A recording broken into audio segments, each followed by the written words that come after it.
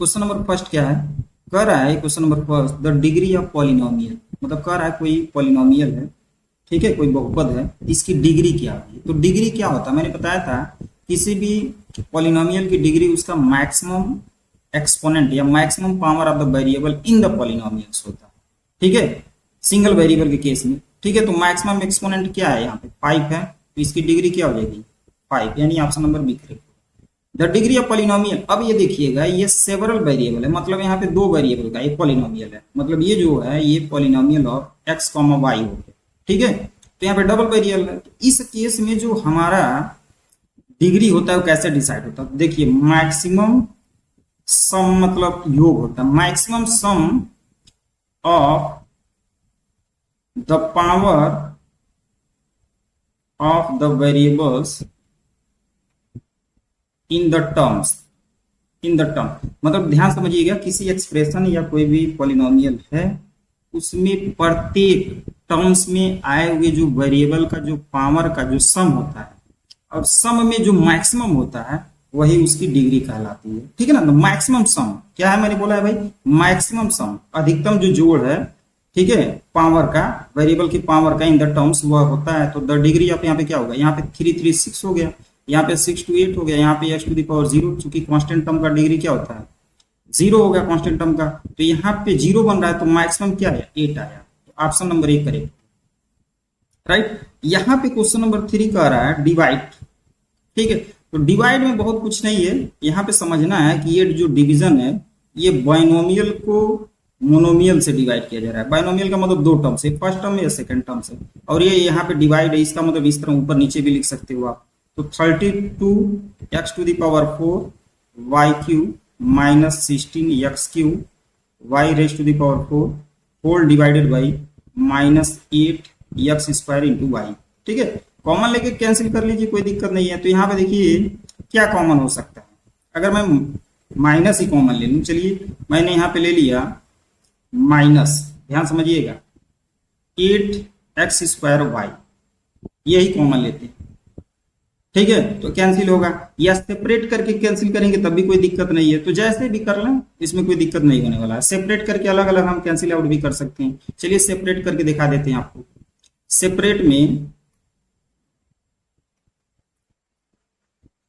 Separate हम करते हैं, जैसे मान लीजिए ये हो जाएगा, तो ये 32 x raise to the power 4 y q और माइनस 8 एक्स स्क्वायर वाई, और यहाँ पे माइनस है, ठीक है, 16 x q y raise to the power 4 divided by minus 8 x square y, ठीक है। अब हम कैंसिलेशन करते हैं, तो देखिए 8 प्लस माइनस का डिवीजन माइनस 8 4 जा 32, एक्स स्क्वायर से 2 पावर, तो यहाँ पे एक्स स्क्वायर बचेगा, ठीक है। यहाँ पे y से यहाँ पे 2 बचेगा, तो 2 का मतलब समझ लीजिएगा, तो minus 4 x square y square, ठीक है।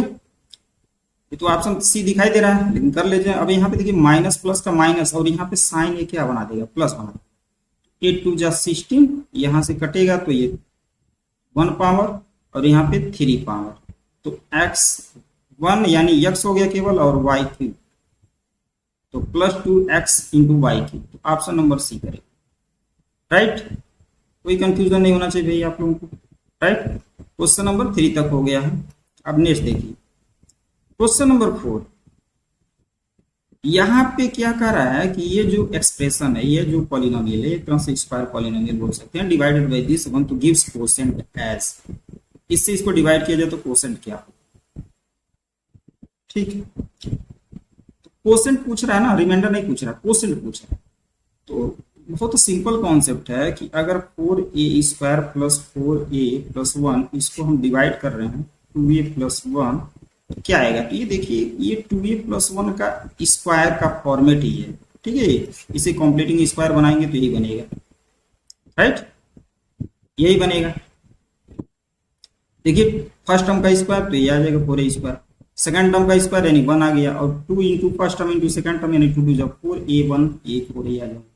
तो यहाँ पे 2a प्लस 1 से जब हम कैंसिल करेंगे तो इसका 1 फैक्टर कट जाएगा, तो 2a plus 1 after division 2a plus 1, option number D कर। क्वेश्चन नंबर 5, यहाँ पे देखिए यहाँ पे एक शब्द आ रहा है एग्जैक्टली का मतलब पूर्णतः। एक चीज समझिए, मान लीजिए कोई पॉलिनोमियल फंक्शन ऑफ एक्स है, इसे डिवाइड किया जा रहा है gx, ठीक है। अब यह अगर इसको पूरा पूरा डिवाइड कर देता, यह इसको पूरा पूरा डिवाइड, पूरा यहाँ पे एक वर्ड आ गया एग्जैक्टली, मतलब कंप्लीटली, एग्जैक्टली, पूर्णतया, ठीक है, या इस, तो इस केस में यह इसका फैक्टर हो जाता है। जब फैक्टर होगा तो उस सिचुएशन में रिमाइंडर जीरो होगा, यानी RX polynomial that will be zero in this situation. तो सिंपल कॉन्सेप्ट है कि रिमाइंडर क्या होगा, जीरो।